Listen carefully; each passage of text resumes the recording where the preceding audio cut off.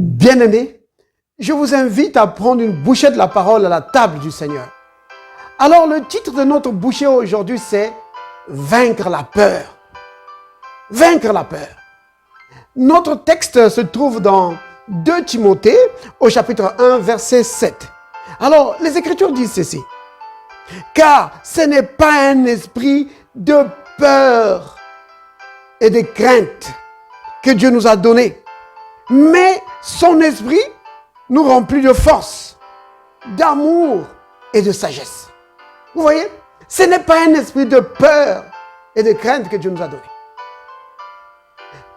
À partir de ce verset, nous voyons les Écritures dire, les Écritures nous enseignent que la peur est un esprit qui ne vient pas de Dieu.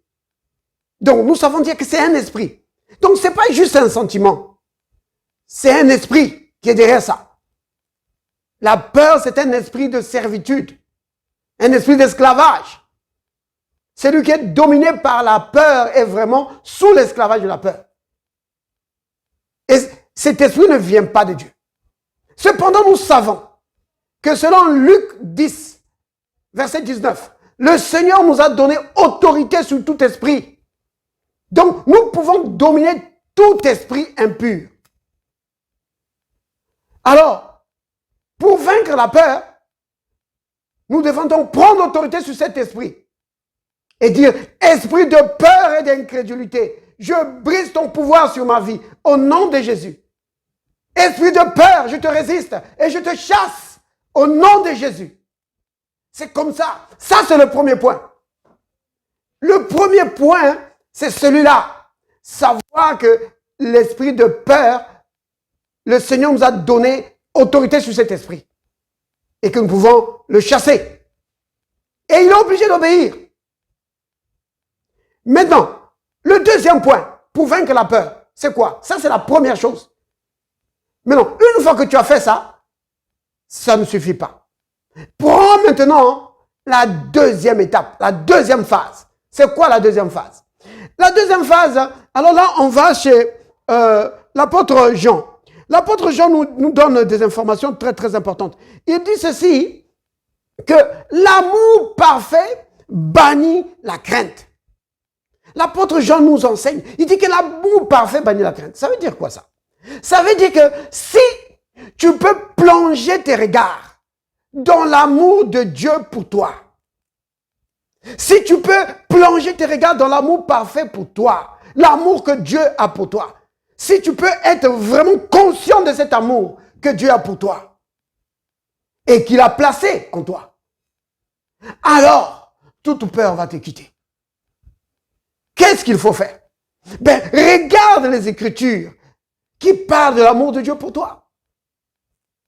Comme quoi? Comme l'Écriture qui est très connue. Jean 3,16. Car Dieu a tant aimé le monde. Tu dis, oh merci Seigneur, parce que tu m'as tant aimé. Merci Père, parce que tu m'as tant aimé. Et tu as donné ton Fils pour moi. Oh Père, merci. Maintenant l'apôtre Paul, lui, il dit ceci. Que lui qui n'a pas épargné son Fils et qui l'a livré pour toi. Alors comment ne te donnera-t-il pas toutes choses avec lui? Vous comprenez? Ça c'est Romains 8, verset 32. Maintenant tu peux prendre aussi Romains 8, verset 37. L'apôtre Paul dit encore ceci, que dans toutes ces choses, donc dans toutes les situations que tu rencontres, l'apôtre Paul dit que dans toutes ces choses, nous sommes plus que vainqueurs. Comment ça? Parce que nous prions beaucoup. Non, nous sommes plus que vainqueurs par celui qui nous a aimés. Vous comprenez? Donc, plonge ton regard dans la parole qui parle de l'amour de Dieu pour toi. Alors, toute peur va être balayée. Plonge ton regard dans l'amour de Dieu qui pourvoit à tout besoin. Alors, là, toute crainte va être balayée.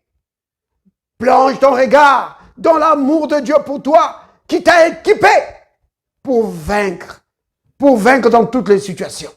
Alors, toute crainte sera balayée.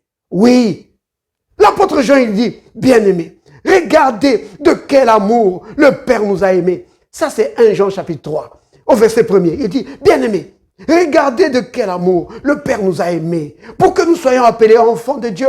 Et nous le sommes. Oui, nous le sommes vraiment. Nous le sommes vraiment.